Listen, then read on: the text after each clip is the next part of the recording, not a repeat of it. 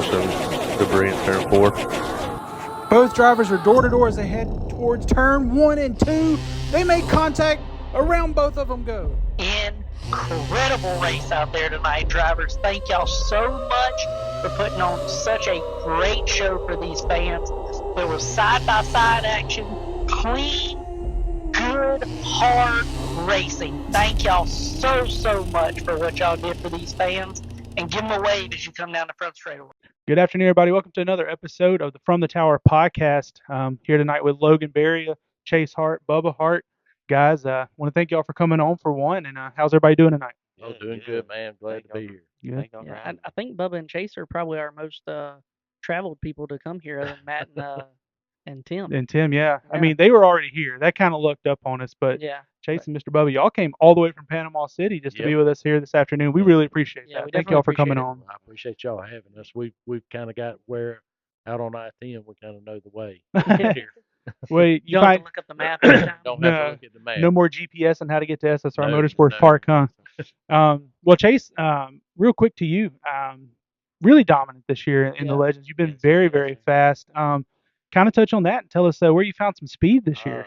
I mean, nothing strange or in particular. We just kind of been working hard over this winter and just keeping it, staying in the shop every night. And my dad's helped me a lot, and Daryl and Jody and all them. I mean, we just have kept at it constantly, and obviously we came here for a couple of years and didn't run like we wanted to, so we just kept grinding at it. And I mean, ever since then, we just been doing what we do, I guess. Hmm. Yeah, the consistency's definitely been there for sure this year. And consistently up front. I think y'all have run one either first or second, with the one exception to the one race where we had to put you to Yeah. the back, unfortunately. Yes, sir. And Yeah. that was, I think, the biggest field we had, and you never touched a car Yes, coming sir. up through Yes, it. sir. Yeah. So, Yeah. I think he ended up fourth. I mean, right. honestly, Chase does 90% of the work on this car itself. And we came, this is, I think, our third or fourth year here. Mhm. And of course, it was a learning process and learning the car, learning the track. Um, and over the last couple of years, we've run second, we've run third a lot behind, Carter and JT and those guys. And I think Chase figured out this year that, hey, we're going to put the work in, and we're just it's nothing in particular that he's done. He gets out in the shop every night and just works on that thing. Yeah, it makes a big difference. Oh yeah, Whenever you're turning wrenches, and it helps you learn how to adjust it yourself. You Yes, don't sir. have to Yes, be sir. reliant on somebody making those calls for you. You can all but make the changes and know what they're going to do to the car. That's one of the biggest things I've learned in the past couple of years. Before I even get out of the car, I know what I want to do to change it. I mean, that's I can feel what the car's doing before even, or something breaks, or I know what's going on before I even get out. So, Yeah, that's a great thing. I've worked with drivers before that they could tell you, like, car's loose or the car's tight. They had no clue on how to adjust it to make it drivable for them, and that's super hard because you're guessing at it. oh yeah, They tell you yeah. it's loose getting in, well, you make an adjustment and then it's worse, and then you wasted a practice session. Right. And a lot of time, what I've learned, you know, doing this is a lot of time a driver will think the car's loose Hmm. because it'll be loose on exit, but it actually be too tight, and They've got so much wheel in it, they got so snapping much loose off. wheel it We snaps off. we raced with Nick Brownlee, and now he's a world-renowned opera singer now, which is crazy to have raced with that guy. But he was telling us a story one night. He was like, "Why was this loose, not this loose?" And we went, "There's only one kind of loose." He was like, "No, I was so tight, I was loose." And we go, "That's tight. That's You're too something tight at different." that point. Yeah. Yeah. I think we had probably over a year of just being so tight that we were loose, and I never could figure it out until we brought Cody on board. And she said, "Well, you're just turning hard into the corner, Hmm. but then about the time you get back on the throttle, you're snapping sideways." So Yeah. as soon as we freed it up, we started coming toward the front. Y'all probably don't know Cody. She's unknown, Cody Well, Brewer. Oh I was yeah. I was Yeah. literally fixing this. That was my next thing. It was like you mentioned Cody Brusso, and we talked to Kyler Bean last week on here, and he mentioned that she helps him as well in his truck. I mean, she just seems to be a very prominent figure in our area in racing community, and does a lot for a lot of people. She Yeah. she does. She does. I mean, the first time I ever met her, we went to the Rattler, and nice as she could be, and we ended up driving one of her cars for a little while. Then we bought our own car, and she helped us with that. And ever since then. She's been at almost every race I've run. So Hmm. Yeah. I see her every weekend here, just about. I see her every single weekend at Moab International. She's down there helping somebody. So, um, I mean, how much of a help for you is that, Chase? Having somebody as, you know, been through a lot of races and won a lot of races to help you in your career. it's extremely helpful because not only has she won a lot of races, she's almost like a translator. Because if I'm trying to tell Dad something, he might not understand what I'm saying. So when it comes through Cody, she can almost tell him better what the car's doing, or I can explain to her better what the car's doing because she's drove so many different cars and won so many different races. Right. Yeah. Like a little bit of a knowledge bridge there. For sure. I mean, I think Cody started out in late models. Mhm. I don't think she drove anything lower than that whenever she started at Monroe, and I could be wrong, but I think that's what she started in. She's dabbled in just about anything that she can get her hands on. Mhm. Drives Jimmy Hammond's modified. Has her own outlaw program. Her and her wife, I think, both drive outlaw cars, Mhm. Yeah, and and so I've been watching Cody for years, and really didn't. I knew of her. I hmm didn't know her, and I mean, she's a she's. I hate to say wheel man, but she's a wheel person. You oh, know, for Yeah. she sure, she can for drive a sure. race car, Yeah, Uh, and they build them and themselves too. oh yeah, Her dad's oh shop. yeah. I don't know if she's still working out of Donnie's shop down there. She is, as Um, far as I know, yeah, and and Donnie. that's I back when I raced, that's always watched. Donnie Brusso well, was the man. Donnie actually built the body for my dad's outlaw car that we ran. We won the championship at Mobile in 2014, and we got very close to Donnie then. That's where I touched on it in the last episode where we went over there and crewed one of his late model cars for him. Hmm. He had an extra car at Monroe one weekend, and so love Donnie. He's a great guy and is just a master of metal. Like he Yes, can he sir. can I mean, make anything that you can imagine. He can make it out of sheet metal. Yeah. his shop is just crazy. I mean, we got a way smaller shop than him, but whenever I drove the car for Cody, I went to their shop and helped him on it. They've got all kind of brakes and box brakes and hmm shears and all the tools you could think of to make Did you ever anything. did you ever walk up to the cabinet portion up in the front? I didn't. I've never been up that The far. cabinet portion is just as impressive. He's got all the Hmm. machines up in there to make the cabinets and everything, and then he's got the shellac room back there where the bathroom is. And 90% of the time, whenever we went in there, there was just tons of cabinet doors laid out where they just got done painting them and Hey, stuff. yes, Yes, sir. yeah. And it was, yeah, he puts just as much detail into his cabinet making as he does his race cars. Mm. Well, Chase, before you jumped in the legend car, what did you do any racing before the legend car? So on my 11th birthday, I came home from school and my dad had a trailer behind his truck, and I didn't know what it was, which is not uncommon for him to come home with a trailer because he was in the boat business and whatnot. So I went inside and just started getting undressed, and I looked out the front door and there was a brand new racing go kart sitting out on the front sidewalk. I walked out there and I had a helmet and a go kart, and we went to my school parking lot, started making laps in the parking lot, and after that we went to Baker, one of the dirt tracks up there, and raced up there, and I raced go kart for a couple of years, got a couple wins in that, and then we just jumped straight into the legend after that. So I just wanted to ask, is that more like a flat cart It's than a a Yeah, flat champ cart, cart? flat, a Okay, yes, dirt sir. gotcha. flat I car. just figured for reference because we run the champ carts here. They're not very prominent, I think, where y'all are at, Hmm. and so I just kind of figured it was a flat cart deal. So how it all kind of got started. Of course, I raced years ago, but I had a son through a former marriage, and I had this flat cart. This was back in 2005, six or so. Um, uh, Michael Watson had contacted me, and hmm he actually bought Timothy's first go kart from me. It was my old kart, so Okay. I kind of got Michael and Timothy started uh, by selling them a car, and so fast forward to we're in the flat cart with him, and we're trying to decide where we're gonna go. Are we gonna go dirt racing? I've always loved asphalt racing, and so I called Michael and I said, look, I I I don't really want to go dirt racing just because of the cleanup, just the amount of work involved with it. I said, what would you do? And that's when he got me in touch with Ken Reagan up in Georgia, Doug Stevens up Doug there. Stevens, Yeah. and through all of that, I learned. I honestly didn't know Sunny South was a thing, Yeah, Mhm. it's kind of a hidden gem and down in it here. So is, and so I just picked up the phone one day and I called, and Wayne uh, picked up, and I told him what I was doing, and I mean this is if anybody out there is thinking about coming somewhere to race, this is the I place mean, right this has here. been our home away from home It's for the past it's four been the years. I mean, nicest folks, the nicest racers, hard racing, clean racing, and it's just been. I at different times I've went back and raced other tracks, and this track is.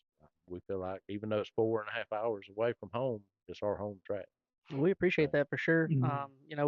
We do our best to try and keep everybody in line, but Tim touches on it just about every episode. The family aspect of racing, just about Yes. yeah, everybody here will yes. help you out whenever Um, you have an issue. if So you have something wrong, I mean, you can walk up to almost anybody and ask for help, and they'll help you. So, I mean, yeah, it's been a great learning here. Also, just like learning the track the past couple of years, everyone will go out there and help you. hmm Mhm. Well, Mr. Bubba, how did you get into racing back when you first started?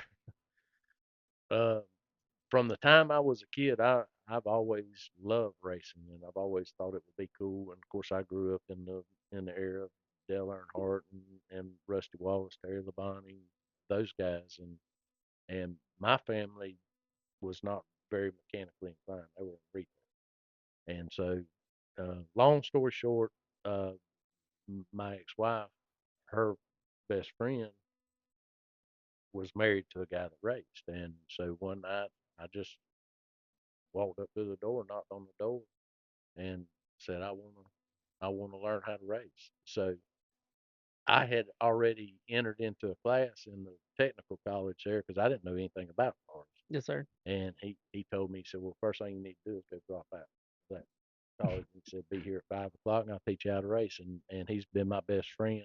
Mr. Uh, Darrell, he still Daryl helps us to Rudd, this day. he's run pro truck up to a couple of years ago, hmm and now he's helping Chase with the big car. Yeah, So he is uh, I call him our crew chief. He is the man There when you it go. comes to the race yeah. We touched on, y'all ran, I believe, an Outlaw for a little while. car. Hmm. Do y'all still have that car? Y- Yes, sir. Or We still got it in Parts of it. pieces. parts? Yeah. Oh, Mm. not um, not a good ending for it, I'm guessing. well, we tell him Well, we bought the Outlaw. Like we told Cody going in whenever she called us about running her car that we wanted to run our own car. That's just always been our thing. We rented a car from Doe Stevens. We ended up buying it. We've just always done our own stuff.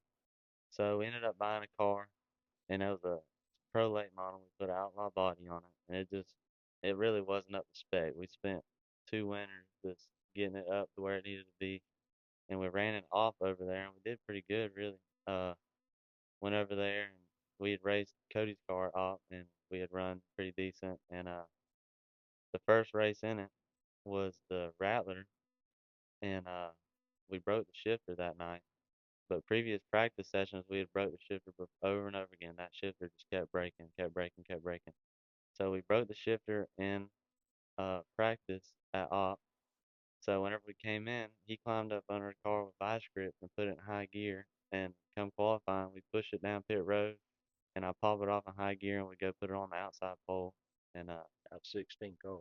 Yeah, yeah, I was gonna say normally the Rattler draw. yeah, I mean, It's kind of like the Snowball. It draws a bunch of cars most times. and we ended up just making a wrong adjustment. It was too tight that night, and we ended up fourth or fifth, something like that. And then we took it over to Mr. Darrell. He wanted to go Five Flags Racing. That's where he was racing the truck for. He uh, tore that one up, and we raced or practiced over there, and we did pretty good. And then we got ready for the championship race, and it broke our right rear lower control arm. And going down the back straightaway, just turned it hard into the wall. Yeah, Mm. I can imagine that was a lick It probably. tore him. Yeah. We're gonna fix it. Um, we've been working with Daryl now.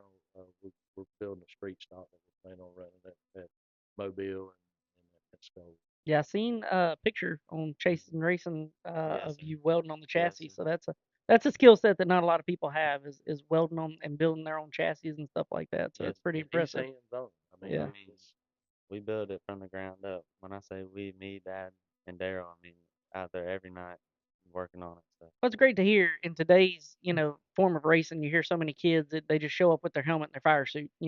I love the kids that like Carter. Carter was very hands on in his episode talking about all he's done with his street stock with his dirt car and everything and the stuff he's built with that. So I love to hear and see that the younger generation still building. Yeah, for sure. And like you said, it's not only, or like I touched on last week with Kyler, it's not only just you're building your stuff. you're doing it together. It's a family thing. Yes, You know Yeah. what I mean? Oh It's yeah. bonding time and memories you'll take on forever down the road.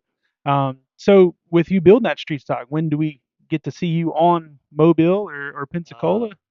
we're shooting for end of June, start of July, Oh, probably. so soon. Yes, sir. We've been building it for 6 or 8 months now. It's been an ongoing project. We bought it kind of the We bought a race ready race race car ready race and car, and we cut every bar out of and it. cut the Yeah. cage out of it, every single bar out of it, and basically started over. Yeah. A lot of times you have to. Oh yeah. Oh yeah. Unfortunately, especially if it's a little bit dated car, you got to update it and stuff like And that. that's exactly Uh, what we had to do. yeah. It was a So, for real live barn find. We had to dig out of someone's barn and get it. So. Yeah. That's pretty cool. So, um, we did, talk to Cody a little bit on Facebook as far as, some comments that she wanted me to ask y'all about.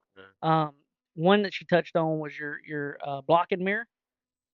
Uh, She said to ask you what she was gonna do next time you used your blocking mirror, and I saw that there was a photo of it completely covered in tape. yes, So, yes, sir. One thing she's preached as don't look in that mirror. Yes, that's what you got me in your ear for. And so last race, we were sitting around talking, and she goes, "What happened to your tape on your mirror?" And so, well, we changed it out when we went to Atlanta. She said, "Well, go put some tape on it." And so I put some tape on. The old one had a smiley face on it. mhm. So this one, I drew a smiley face on it. She signed it, Cody Brusso. So every time I looked in the mirror during the race, I just seen Cody Brusso. And it's almost a habit to look at those Yes, mirrors. sir. It's a habit you can't break yeah. because I've even adapted it to my street car of checking the mirror constantly. And it's not a bad habit, but it's one of those things whenever you look over there and there's no mirror there, I it mean, definitely throws you for a I loop, hate I'm to say sure. it, but I looked at it more times than I'm proud of during the race, and just and nothing was there. So Yeah. And the other one she had commented about was leading 40 of your 50 laps in your first race. yes, sir. That's another one. Whenever we drove for her, uh, first race in the Outlaw car, we ended up qualifying third, and we were running good, and I passed for the lead early on, and it was a 50 lap race, and we were just running good, and I ended up spinning it out about right by myself, just got free coming out. But she always talks about I made my own groove down there. When I passed for the lead, I passed down on the apron on the flat Mhm. and ran through the grass to pass for the lead. So, I mean, that's always just a funny story we always talk about. Yeah. So I think coming off of two at op, there's a concrete There's a pad concrete to the patch, ain't wall, much bigger than this room. and he there's a picture out there. It shows him. He's all four tires down on the flat concrete, going under the Just hunting real estate. hunting real Yeah, estate. Yes, Yeah, sir. yeah, it's pretty funny. But he Yeah. got it. He got the lead. that's a whole new term for searching for a line right there. Mhm. Hey, sometimes you got to make your own, unfortunately. Mine just always wound up outside the racetrack. So, Well, his wound up against the wall Against the inside. wall. Yeah. yeah. Well, I mean, so you started on working on your stuff. How far did you get in your career, Mr. So I, Bubba? I raced for 10 years.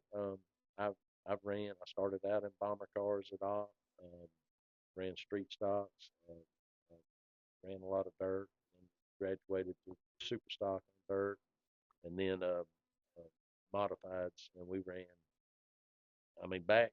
Of course, I was much younger and but had much more energy back then. But there was a time when we would run. There's a track in our area called Gulf County Speedway. It's a 5/8 high bank dirt mile.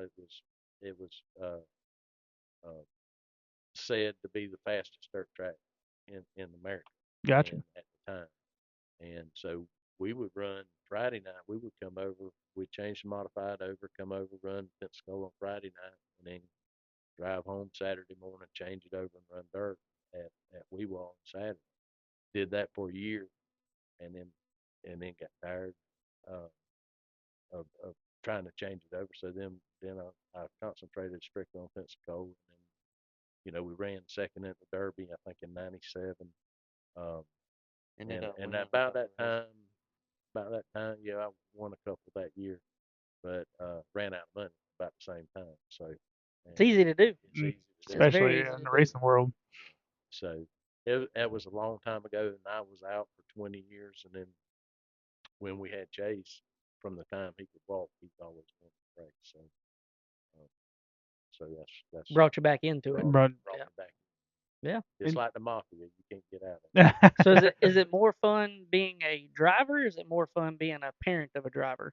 it. For me, it's been a lot more fun being a parent uh, because I've watched him progress. You know, when I Hmm. was doing it, really we didn't have the money to do it, so it was very stressful. Um, and seeing him do it, it's very gratifying from where I sit. yeah. Yeah, that's Yeah. awesome. And plus, Chase does 90% of the work now, That's so true. Yes, it's Chase not True. as does. much work on Right. Mr. Bubba now. So Chase, what's your goal with the racing? How far do you want to take it? I mean, I want to take it as far as I can go with it, really. But at this point, until we can get some sponsorship, or I'm just currently working on that. It's really, we always say it's a hobby, but it's a lifestyle, really. Mm-hmm. So, Yeah. but I'm just gonna keep working at it just as long as I can and try and do as well as I can what we got. And I think we'll do well with it, really. But yeah, Yeah, I mean, just watching you in the Legend car over the last couple of years, I mean, it's miles different from when you first came to Hmm. now. Um, and we were talking about earlier how like the first couple seasons you kind of follow JT and Carter around, and you see Carter now running like Outlaws yes, in sir, Mobile. So, definitely. how much knowledge do you pick up from watching those guys for a couple years, and then now you're up front almost every week? Yes, sir. We learned a lot just from them, especially Carter. JT's been a good help to us too, but me and Carter have just been friends ever since we kicked it off as soon as we met, and he helped me first time I ever came here. He helped me make laps, and just he's been a big help to us, and it's really hard to run second, third for that long. You just get frustrated, but whenever you start winning, it's very gratifying to know that you're up there with them now. You start think your mind starts to change as when you're sitting on the grid, you're thinking, okay, I can beat this guy and this guy. Well, now when you sit on the grid, you're thinking, I'm gonna win this race. Yeah. Well, I can attest to the friendship you and Carter have just from the last race. Um, there was just a little bit of bump, not like egregious, but just bumper Yeah. tag, trying to get around each other, playful. And at the end of the race, y'all, big hug at the in the victory lane that Yes, we have yes, down sir. there now. So, um, beautiful show of sportsmanship between Yes, you sir. guys. Hmm. Um, and so, I mean, Logan, again, the family aspect, that's where it comes in. Here, you learn that in the pits with the people each week you're around. Yeah.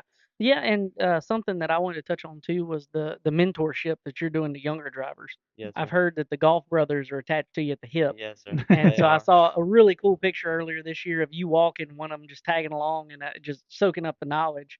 And that's something from a former racer and a now an official standpoint. It's so great to see because I know that they have a good role model in you because you're a very clean driver. Yes, You know, sir. we don't have trouble out of you. If, like Tim was saying, every now and then use the bumper a little bit, but they're squared up to where you're supposed to use the Yes, sir. bumpers on That's those racing. cars. Exactly. Mhm. And so and I know that you're not going to go in there and egregiously just turn somebody around Yes, sir. or lose your head or something like that. As much as Brusso might be yelling at you on the radio too, because she can get a little hot headed Yes, and he stuff. can. But Well, and I got to throw this in too. When we originally came up here the first time, I'll never forget it. We pulled in the gate. We parked exactly where we're parking now, and Debbie put us there and said, I told her I was new. We really didn't know a lot about what was going on, and they said park right here. Brett Taylor and Carter Taylor park right here, and they're good folks, mhm, and they have been, I mean, they're one of the best friends we have in racing right now, and they didn't have to be. I mean, Right. they came to us. I'm not the type person to walk over and say, "Hey, I'm Bubba Hart." They right. they came to He us Brett with came to us, and they've been great friends. And even before I met Brett, and then we came to practice the day before the race, and Trace Capers Mhm. and Connor were here, and they just Chase was the little guy at that time. I mean, Right. we were in Legends cars, but he was 12 Right. years old, Yeah. and they took the time. I mean, Connor got his car out and drove Chase around the track. And they took the time, and Trace helped us for a few months at the beginning. Was great help for us. So, that's one thing about this track that I've seen over other tracks is the family aspect and the racers taking care of each other, and Mhm. it just makes competition makes the whole thing better. Mhm. And you know, Carter wants to win, and I know he wants to win, and Chase wants to win, and I love to see them racing hard. But it's even better to see after they race hard to come up and shake each other's hands, Yep. and you know, if anybody needs anything from us, legends or anything else at the track, you know that they don't even have to ask, just come get it, Right. and that's the way it should be. You know, not all tracks are like Oh Yeah. yeah, for sure. That's some big help from the very beginning. Mhm. Trace Capers, Connor O'Kresick, and Carter Taylor. How, that. Yeah, how many wins and championships between those three alone here at this track? I It's mean, A lot. a uncountable. lot. yeah, it's Honestly, crazy. yeah. Yeah, So no reason you're up front each week. You got a lot of help from the big Yeah, guns at I the did. start. I So, did. um, well, Logan, I mean, just going again back to the additions to SSR Motorsports Park this year that we added, Mhm. the Victory Lane and Yes. the Victory Lap. We've got to see Yes. you do a few of those. How do you kind of feel about the change this year with that? I really enjoy them. I really do. I mean, me and Dad get talking about the Victory Lane interviews at Five Flags and all that, and then just kind of bringing it down here just kind of made you feel almost bigger than what you are. And it's really just fun to celebrate yourself after, if you go out there and win. I mean, it's fun to celebrate after the race and just go wave the checker flag and do all the things. So Not Have only you that, it's the Legends race, and so they're the last one, and then the right? fireworks are going off overhead too. yes, Exactly. sir. yeah, Some yeah. great picture opportunities for Ginger there. Oh yeah. But have you enjoyed the longer races that we have this year I a little have. bit I more? really. That's one thing. Another thing me and Dad have talked about is we've been going home before. We've talked about we drive 4 hours to race 4 minutes, and the longer races have made it a lot more enjoyable, and just any amount of seat time you can get over here is just more fun for me. Yeah. Has the dice roll for the race length, is that throwing y'all off any on how you top off the car with fuel, or does it change anything as far as how y'all set up? Or It doesn't really change anything the car wise. I've definitely had to adjust my mindset a lot. Like, uh, used to, if you qualified on the pole and won the heat, you started on the pole. Now, if you qualify, win the heat, you you better be thinking you're gonna start sixth because you're gonna have to. I mean, yeah, there's two sixes on the the dice, best you can so start is second, and yeah, Yeah, so I mean, you're not going to start on you're gonna pole have at to all. pass So cars Yeah, regardless. yeah, I think Ace said that, and I hadn't worked percentages out. He said it's like a 70% chance you'll roll a six hmm at the dice roll. So Which you're I mean, you know, at first, I'm not gonna say I liked it, but you know, honestly, we're racing, yeah. hmm so we're gonna start wherever y'all put us, and we're gonna do our best to drive to the front. I think it's a big thing too to kind of get, we say all the time, Sunny South is a stepping stone. We Hmm. want our Oh racers to yeah, go on to yes. bigger and better things. hmm Mhm. And every local track to us does a dice roll. Now, every one of them has a one on the dice, but that's something a little bit different that we do here. right. But right. it does kind of get those racers in that mindset of, That changes it up a little bit. So it I mean, does. And then we've also in the past we've had racers that they led every lap. They never had to pass cars or do anything like that. Nobody wants to see that. I mean, Exactly, and it made it to where those racers couldn't pass because we've seen that where some of those racers now have gotten worked back into the pack and they struggle to make those passes because they've never had to. Right. So we're doing everything we can to make more well-rounded and drivers. it's more rewarding too to come from sixth to win it or from Mhm. fifth to win it. I mean, it just proves that.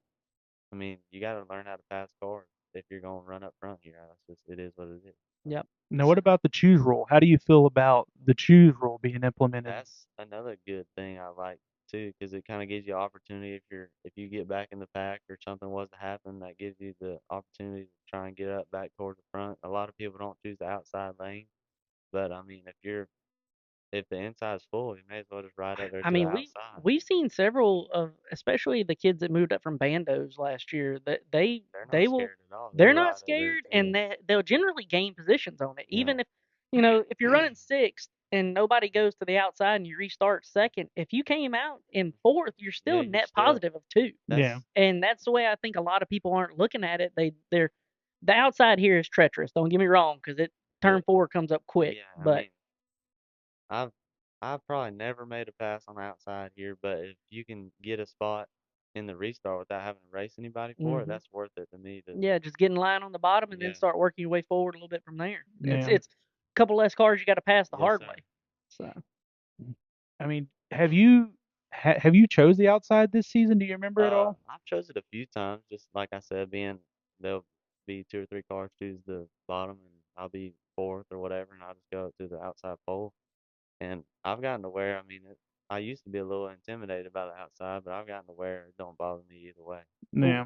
we definitely appreciate you choosing the outside because Yeah. it makes It the racing scares me a better. little bit. Yeah. I don't know about you. Yeah, the fans appreciate it too. Hmm. So that was a For big sure. aspect of it. So what is so let's say you're running sixth, right? Mhm. And nobody, what is your thought process? If nobody goes to the top, is that what you're going to do? Go up there and try to Yeah, make a if run? I'm running sixth and nobody goes to the top, I'm gonna run up to the outside because I mean, worst thing you can happen, you go right back to where you were. Right, Or I mean, you may fade back a little bit, but it's a chance to take in the race, and that's when you gotta use your mind in the race car. You can't just be out there driving. You gotta think about what you're doing when you're in the car. right. So does in a choose scenario like that, does Cody ever help you with those kind of deals, or is that She kind of all on you? She does. She does this thing called counting the cars, and she'll say bottom first 5 cars are going bottom. You need to go top, or sometimes she'll even tell me where to go. I don't have to make the decision myself. Yeah. So she's been a big help in that too. Yeah. And And I tell you, Cody's helped him with the outside. Well, I don't know that I've ever seen a local racer that could roll outside like she. I've watched her in several different races, hmm and she's smooth. And that's that's one thing she's worked with She chasing almost race. likes the outside out Yeah, there. She's preached it to me. I mean, hey, roll the out. If she said it, if I can roll the outside, I mean, yeah. that's That was my dad was kind of the same way. He was always the go where they're not kind of yeah, driver, and I hunted bottom. I like I that was a groove bottom on the feeder bottom. too. Yeah, that old catfish. Oh And yeah. yeah. I mean, so but it's one of those where if you're faster than the guy in front of you and you I mean, can't get to the bottom, you then need to just ride up there to the top and uh, try it. I mean, and a lot of times you'll notice them guys with the big old motors, they don't want none of that outside because they can't get them through the yeah. corner. Right. And so, they might pull you a little bit on the straightaway, but if you can roll to the outside of them, you got good corner speed. You can make a race out of it. Well, Chase, what other tracks have you been to in the Legend besides SSR? I've been to Atlanta and Cordele. We had a good accident a couple years ago in Atlanta, and we've been back a few times since then, but we haven't never really run too good up there. We've finished fifth or sixth. That's about the best we've done up there, and then we've run Cordele, finished third and fourth up there, and SSR's been our best track, and Hmm. I mean, it's my favorite track really. But we haven't really hammered any other tracks like we have here. I think we're going to some this year and just try it. So. Is Atlanta a little bit more difficult because of how flat it is? Yes, sir. Atlanta's a very technical track. You have to have 500 laps there before you can run one good lap. You just have to. It's a weird track the way you arc it in the corner and Hmm. hug the bottom. Now they got rumple strips on the yellow line in there. So when you get in there, if you get on rumple strips, it upsets the car.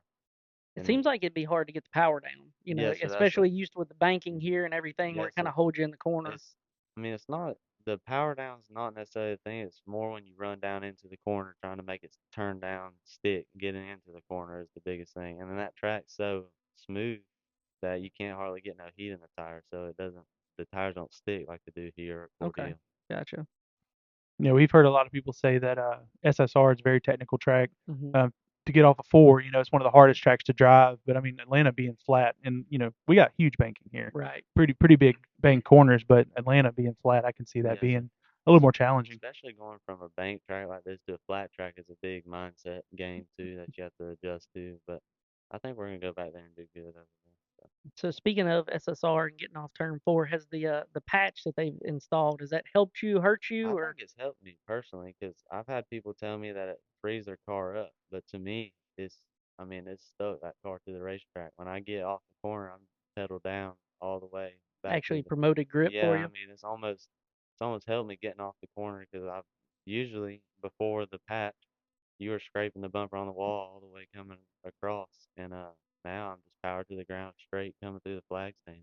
So, That's good to hear. We like getting that input. mhm. We've heard a couple different things, and even Abe. Abe has his own legend car. He's come out here and made some laps on it.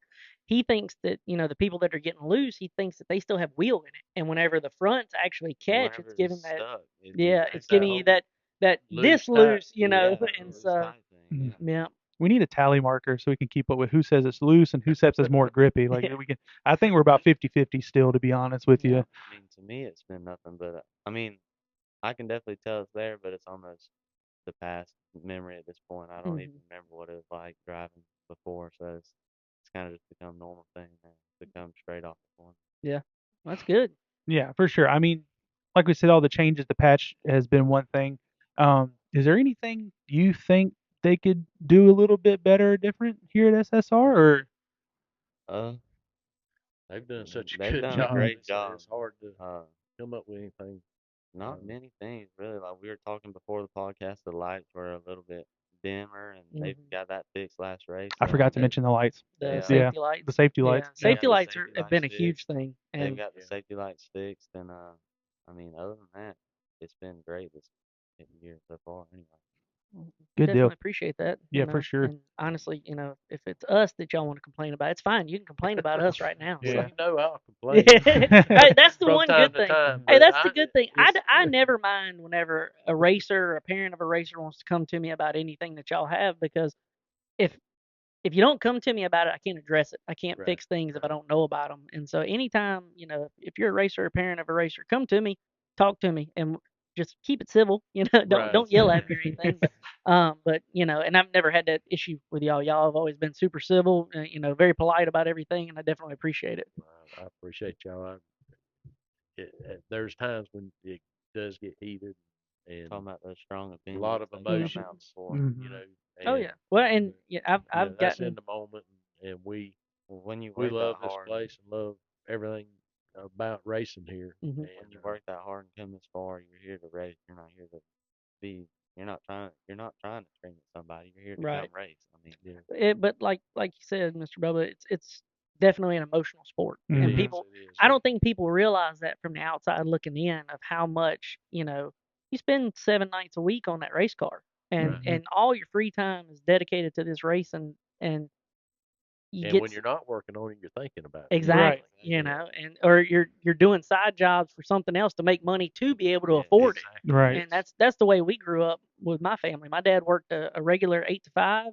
As soon as he got off, he'd come home. He'd work from 5:30 to 8 or 9 o'clock on side jobs, Mhm. and then we'd start working on the race car. And so it was a constant thing. Saturdays revolved around, we'd do all our shopping, do our family time and stuff, but we had to be home in time to make it to the racetrack. Right. Oh yeah. And it's so much more that goes into it than people realize. that's Yeah. how we are at home. I mean, every day I go help him on the boat stuff. I got a few jobs I do myself, and but you better be at Daryl's shop at 4 o'clock, or you gonna get talking to next day. I mean, nothing bad or nothing, but you just don't. Where you been? Or You don't They'll show up guilt late. you. what They'll you Yeah. been guilt you Oh doing? yeah. really Oh bad. yeah. You don't show up late to race car work, huh? Yeah, Yeah, you can't, man. You got Yeah. to be on time for race cars. I mean, if you're not on time, then you're falling behind. It's kind of what I feel like. The exactly, competition's getting a leg up if you're exactly. not in the shop grinding on it, right? For sure. And all that work's paid off definitely Yes, this it year. is. Y'all have had great runs all Thank you. year. Thank you. Anybody y'all want to shout out, sponsors, people you want to thank, anything like that? Yeah, I gotta think.